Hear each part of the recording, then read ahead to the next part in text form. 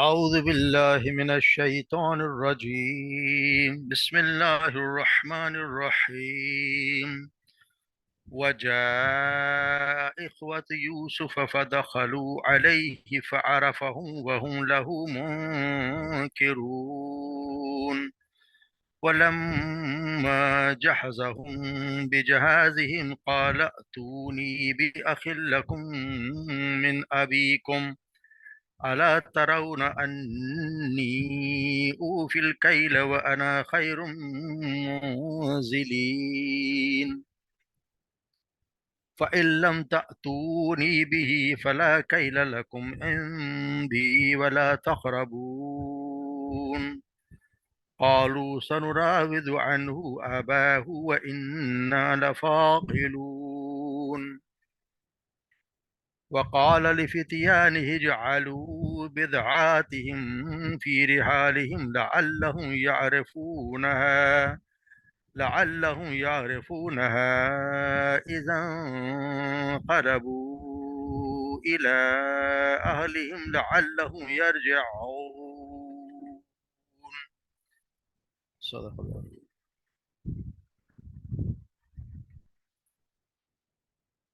وجاء اخوات اور آئے بھائی یوسف کے بھائی. فدخلوا اور داخل والے پھر وہ اس کے سامنے حاضر ہوئے. فعرفہم تو اس نے انہیں پہچان لیا. وہم لہ منکرون اور وہ اسے نہ پہچان سکے یعنی وہ اسے نہ جان سکے. ولما جہزہم اور جب بس رکھ دیا جہازم ان کا سامان. قال اتونی تو اس نے کہا اتونی باخ لکم لانا تم اپنے بھائی کو تو لکو اخ لکم من ابیکم جو تمہارا بھائی تمہارے ابو کی طرف سے باپ کی طرف سے ہے. جب سامان تیار کرتے تو اس نے ان سے کہا کہ میرے بھائی کو لے کر آؤ تمہارے باپ کی جان کے باپ کی طرف سے. ماں دوسری تھی مگر یہ ماں کی طرف سے تھی. فَإِن لَّمْ تَأْتُونِي اور تم نے دیکھا مجھے بھی کسے. فلا کیل لکم عندی ولا تقربون اور اگر تم نہ لائے اسے بھی میرے پاس. فلا کیلا تو نہیں ہے میرے پاس تمہارے لیے کوئی معاف. لکم تمہارے لیے عندی میرے پاس. ولا تقربونی اور نہ دیتا اصل میں تقربونی نہ تم میرے پاس میرے قریب آنا.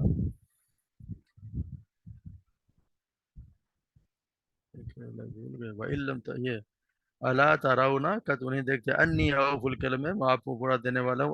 وانا خیر المنزلین اور میں پورا دینے والا ہوں. میں بہت زیادہ مہمان نواز. تم نے دیکھا کہ میں مہمان نواز بھی ہوں.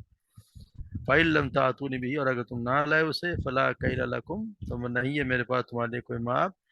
میرے پاس. ولا تقربونی اور نہ تم میرے پاس میرے قریب آنا. قالوا انہوں نے کہا سنراودو عنہ ہم پوری کوشش کریں گے آمادہ کریں گے اس کے لیے آباہو اس کے باپ کو. وَإِنَّا اور یقیناً ہم لفاعلون ہم ایسا کرنے والے ہیں یعنی ہم ضرور ایسا کرنے والے ہیں. وقال اور یوسف نے کہا لفتیانہ ان لوگوں سے یعنی اپنے جوانوں سے کہا اجعلوا بدعاتہم اجعلوا کہ تم رکھ دو بدعاتہم ان کے سامان میں فی رحالہم ان کے سامان میں یعنی کہ جو کجاوے تھے ان میں رکھ دو. ان کا واپس جو ان کا سامان تھا جنہوں نے جمع پونجی دی تھی اس کے لیے غلے کے لیے واپس رکھ دو. لعلہم تاکہ وہ یعرفونہا اس کو وہ پہچان لیں. اذن قلبو جب وہ لوٹیں الی اہلہم اپنے گھر والوں کی طرف. لعلہم یرجعون اور تاکہ وہ پھر وہ لوٹ آئیں شاید کہ وہ لوٹ آئیں لیٹ آئیں. یہ دیکھنا کہ یہ واقعات جو ہیں وہ اس میں یہ واقعات جو ہیں اس کے شروع ہو رہے ہیں تک اس کے کوئی تقریباً 10 سال کا اس میں وقفہ ہے جو پہلے ہم نے گزارا کہ کس طرح خواب کی تعبیر بتائی گئی اور یوسف اسلام کو خزانوں کا مالک بنا دیا گیا کل مختار ان کو بنا دیا گیا. اس کے تقریباً 10 سال بعد کے واقعات ہیں یعنی اس زمانے میں جب مصر میں وہ سارا اچھی فصلیں ہو چکی ہیں 7 سال گزر چکی اور پھر قحط کا دور آ گیا. قحط کا دور جب پڑنے لگ گیا تو اس سے قحط پڑ چکا ہے 7 سال کیوں بتایا گیا تھا کہ 7 سال کے بعد جو قحط پڑے گا تو وہ قحط پڑنا شروع ہو گیا. تو یہاں کی تفصیلات بالکل چھوڑ دی گئی ہیں اور اس کا خلاصہ یہ ہے کہ یوسف السلام کی تعبیر کے عین مطابق 7 سال تک مصر میں خوشحالی کا دور دورہ رہا اور فصلوں کی خوب پیداوار معمول سے کہیں زیادہ بڑھ کر ہوئی۔ اس دوران یوسف علیہ السلام نے باقاعدہ منصوبہ بندی کے تحت اناج کے بڑے بڑے ذخائر انہوں نے جمع کر لیے۔ چنانچہ پورا علاقہ قحط کی لپیٹ میں آ گیا تو مصر کے پاس کیا نہ صرف اپنے عوام کے لیے بلکہ ملحقہ علاقوں کے لوگوں کی ضرورت پوری کرنے کے لیے اناج وافر مقدار میں موجود تھا۔ یعنی کہ مصر ہی جو ایک ایسا علاقہ تھا کہ جو بچہ باقی سارے ممالک اس کی لپیٹ میں آ گئے۔ شام، فلسطین، شرق اردن، شمالی عرب، سب جگہ خوشحالی کا دور دورہ تھا۔ ان حالات میں یوسف اسلام کے دانش مند انتظام کی بدولت صرف مصر بھی وہ ملک تھا جس میں قید کے باوجود غلہ کی افراد تھی۔ اس لیے ہمسایہ ممالک کے لوگ بھی مجبور ہوئے کہ غلہ حاصل کرنے کے لیے وہ مصر کی طرف رجوع کریں گے۔ یہی وہ موقع تھا کہ جب فلسطین سے بھی سیدنا یوسف علیہ السلام کے بھائی غلہ خریدنے کے لیے مصر پہنچے۔ غالباً یہ بھی ہو سکتا ہے کہ یوسف علیہ السلام نے جو دوسرے ممالک کے جو منصوبہ بندی یہ کی ہو کہ جو بین الممالک سے لوگ آتے ہیں ان کو خاص اجازت ناموں کے بغیر خاص مقدار سے زیادہ غلہ نہ دیا جا سکتا ہو۔ اس وجہ سے برادران یوسف نے غیر ملک سے آ کے یعنی فلسطین سے آ کر غلہ حاصل کرنا چاہا ہوگا تو انہیں اس کے لیے خاص اجازت نامے کی ضرورت پیش آئی ہوگی، تو اسی لیے ان کو یوسف علیہ السلام کے سامنے پیش کیا گیا، ان کے اسی لیے نوبت ان کو وہاں پہ پیش کیا گیا۔ اب جب پیش کیا گیا تو جا اخواتم یوسف داخل علیہ، تو داخل ہوئے تو انہوں نے تو ان کو پہچان لیا، فہم لہم ان کے، مگر وہ ان کو نہ پہچان سکے، نہ آشنا تھے، یعنی وہ پھر ان سے نہ آشنا تھے۔ تو وجہ یہ تھی کہ کتنا عرصہ گزر چکا، جب یوسف علیہ السلام جب وہاں آئے تھے تو جب ان کو ڈالا گیا تھا کنویں میں تو اس وقت ان کی تقریباً کوئی 16-17 سال عمر تھی، اور اب یہ کوئی تقریباً 38 سال ان کی عمر ہو چکی تھی۔ جتنے عرصے میں تو بہت کچھ گزر چکا ہوتا ہے، اور پھر ان کے بہنوں کو وہم و گمان میں بھی یہ چیز نہیں ہوگی کہ یہ یوسف علیہ السلام بھی یہ عزیز مصر بن کے یہاں پہ سارے مالک بنے بیٹھے، ان کو تو تصور بھی نہیں ہوگا، اس لیے وہ ان کو نہ پہچان سکے، مگر انہوں نے ان کو پہچان لیا۔ کوئی بات پوچھا ہوگا، ہو سکتا ہے خاندان کے بارے میں پوچھا ہو، کہاں سے کیا ہو، جو بھی ہو، بہرحال انہوں نے ان کو پہچان لیا۔ تو پھر ہوا کیا، کروں لما جہازہم، اور جب انہوں نے ان کو سامان غلہ واپس ان کو جہاز میں، یعنی کہ غلہ ان کے لاد دیا گیا، اونٹوں پہ لاد دیا گیا، تو پھر انہوں نے یہ کہا قالا اتونی بأخی لکم من ابیکم، پھر انہوں نے کہا کہ اس بھائی کو بھی جب دوبارہ آؤ تو میرے پاس لے کے آنا۔ ہو سکتا ہے اس کی وجہ ہے کہ بھائی کا ذکر اس لیے آیا ہو کہ اس نے جیسے ہم کہہ رہے ہیں کہ راشن بندی تھی، اور راشن بندی میں طریقہ بھی یہ مقرر کیا ہوگا کہ جیسے کہ کہتے ہیں کہ جی ہر شخص کے ایک مقدار خاص مقدار تھی جو غلہ کی دی جا سکتی تھی۔ تو یہ اپنے غلہ لینے کے لیے 10 بھائی تو آئے تھے، مگر انہوں نے اپنے والد اور اپنے 11 بھائی کا بھی حصہ بھی مانگا ہوگا۔ اس وجہ سے یوسف علیہ السلام نے کہا ہوگا کہ تمہارے والد نے خود آنے کی وجہ تو معقول ہو سکتی ہے کہ وہ بوڑھے آدمی اور نابینا ہے، مگر بھائی کے نانے کے کیا معقول سے ہو سکتا ہے؟ کہ یہ تو نہیں کہ کسی فرضی نام سے تو اللہ وصول کر رہے اور پھر یہ تجارت کر رہے ہو۔ تو حالانکہ وہ جانتے تھے، مگر انہوں نے ان سے کہا کہ جب تم دوبارہ آؤ گے تو یہ ہوگا کہ جب تک وہ تمہارا اعتبار اسی وقت ہوگا تم ان کو ساتھ لاؤ گے، اگر تم ساتھ نہیں لائے تو پھر جو ہے وہ تمہارا میرے سے کوئی تعلق نہیں ہوگا۔ تو نہیں کہا کہ اللہ تعالیٰ لکم من ابیکم، تمہارا جو بھائی ہے باپ کے، جو نے بتایا کہ ہمارا ایک سوتیلا مطلب باپ کی طرف سے بھائی ہے، ماں الگ ہے، باپ کی طرف سے بھائی ہے، تو وہ بھی وہاں پر کہا اس بھائی کو لے کے آنا تمہارے باپ کی طرف سے۔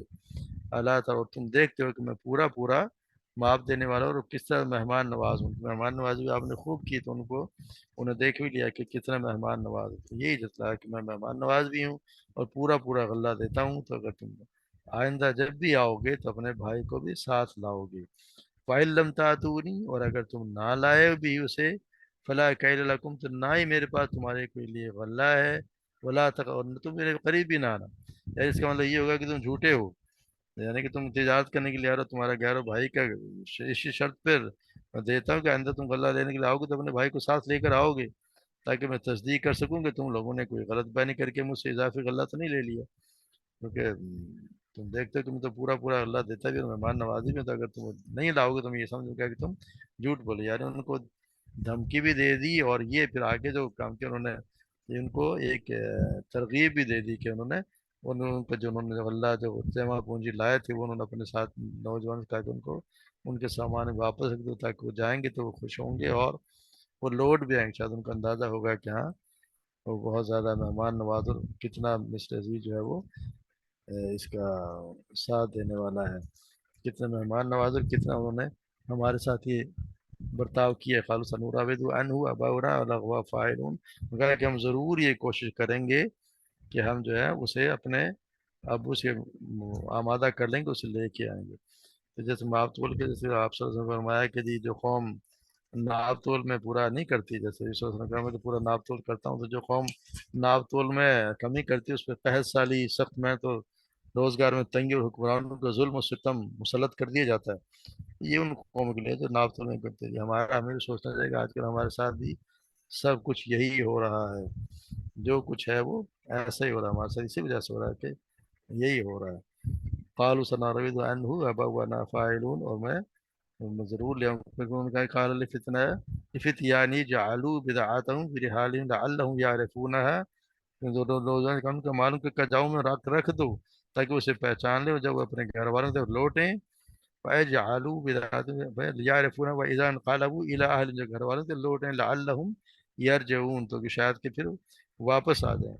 یوسف السلام نے تولنے والوں کا جو رقم انہوں نے ادا کی ہے اس کے سامان میں رکھ دو، تاکہ واپسی کے بعد جب اپنے بوڑھے باپ کے سامنے ہمارے خوشی کے غلہ ڈھیر کریں گے تو انہیں ایک مزید خوشی یہ بھی میسر آ جائے گی کہ اپنے روپے واپس پا لینے کی خوشی، اس طرح وہ دوبارہ پھر آئیں گے۔ بہرحال یہ یوسف علیہ السلام کا اپنے اہل خانہ کے ساتھ ایک نہایت مشفقانہ سلوک تھا، اور انبیاء علیہ السلام ایسا ہی فراخ دل ہوتے ہیں۔ آپ صلی اللہ علیہ وسلم کا بھی کہ واقعہ معاملہ یاد آتا ہے، انہوں نے سیدنا جابر رضی اللہ تعالیٰ کے ساتھ کیا۔ سیدنا جابر بن عبداللہ بیان کرتے ہیں کہ ایک جہادی سفر میں اللہ کے رسول کے ہمراہ واپس آ رہا تھا، میرا اونٹ تھک گیا اور میں سست ہو گیا، تو میں نے اتر کر پیدل چلنا شروع کر دیا۔ اللہ کے رسول صلی اللہ علیہ وسلم میرے قریب آئے اور مجھے مخاطب کر کے کہنے لگے جابر۔ میں نے کہا جی حاضر۔ آپ صلی اللہ علیہ وسلم نے فرمایا کیا ہوا؟ میں نے آج کے اونٹ تھک گیا اور سست ہو گیا، اس لیے میں پیچھے رہ گیا ہوں۔ آپ صلی اللہ علیہ وسلم نے یہ سنا تو اپنی سواری سے نیچے اترے اور لاٹھی کے ساتھ میرے اونٹ کو ہانکنے لگے، اور پھر مجھے کہا اب سوار ہو جاؤ۔ میں اس پر سوار ہوا۔ اب تو یہ حال ہوا کہ مجھے اسے رسول اللہ صلی اللہ علیہ وسلم کے برابر پہنچنے پر روکنا پڑتا تھا، یعنی اونٹ اتنا تیز چلنے لگ گیا۔ اب اللہ کے رسول نے پوچھا شادی کر لی ہے؟ میں نے کہا جی۔ آپ نے پوچھا کنواری سے یا بیوہ سے؟ میں نے کہا بیوہ سے۔ تو آپ نے کہا کہ کیوں؟ تو میں نے کہا کہ میری بہنیں زیادہ ہیں، ماں فوت ہو گئی، لہذا سوچا کہ ایسی خاتون سے شادی کروں جو ان کے باہم جوڑے رکھے اور ان کی کنگھی کرے، ان کو پوری پوری نگرانی کرے۔ آپ سے فرمایا اچھا اب گھر پہنچنے والے ہو، وہاں خوب مزے کرنا۔ پھر فرمایا اونٹ بیچو گے؟ تو میں نے کہا جی ہاں۔ پھر وہ ایک اوقیہ چاندی کے بدلے میں آپ نے مجھ سے اونٹ خرید لیا۔ اس کے بعد آپ صلی اللہ علیہ وسلم مجھ سے پہلے مدینہ پہنچ گئے، میں اگلے دن صبح کو پہنچا۔ پھر ہم مسجد آئے تو آپ صلی اللہ علیہ وسلم مسجد کے دروازے پر ملے۔ آپ نے مجھ سے پوچھا ابھی پہنچے ہو؟ میں نے کہا جی ہاں۔ آپ نے فرمایا اپنا اونٹ چھوڑ دو، مسجد میں داخل ہو جاؤ، 2 رکعت نماز پڑھ لو۔ میں مسجد میں داخل ہوا اور 2 رکعت نماز ادا کی۔ اس کے بعد آپ نے سیدنا بلال رضی اللہ عنہ کو حکم دیا کہ وہ مجھے ایک اوقیہ چاندی تول دیں۔ سیدنا بلال نے چاندی تولی تو جھکتی ہوئی تول کر دی، یعنی کہ جو زیادہ صحابتوں سے زیادہ ہی دی۔ اب میں چاندی پکڑ کر چل دیا تو آپ صلی اللہ علیہ وسلم نے فرمایا جابر کو میرے پاس بلاؤ۔ میں نے دل میں کہا اب میرا اونٹ مجھے واپس ہوگا، اور واپسی مجھے سخت ناگوار تھی۔ چنانچہ جب میں آپ کے پاس گیا تو آپ صلی اللہ علیہ وسلم نے فرمایا اونٹ بھی لے جاؤ اور اس کی قیمت چاندی بھی پاس ہی رکھو۔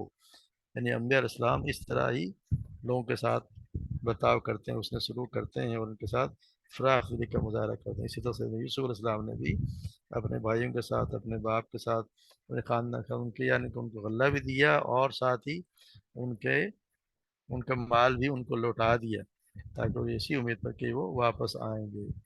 اس طرح اللہ تبارک و تعالیٰ ہمیں صحیح سمجھ عطا فرمائے، اور معاف تو میں کمی اور ان چیزوں سے ہمارے قوم کو بچائے اور ہمیں بھی بچائے، کہ ہم بھی اگر صحیح ایمانداری سے کام کرنے لگیں، تجارت اچھی طرح کرنے لگیں اور لوگوں کے ساتھ بے ایمانی نہ کریں، شاید ہمارے حالات بھی ٹھیک ہو جائیں۔ اللہ تبارک و تعالیٰ ہم سب پہ رحم فرمائے، ہمارے ملک پہ رحم فرمائے، اور ہمیں اس مصیبت سے نجات دلائے۔ آمین۔ وما علینا الا البلاغ۔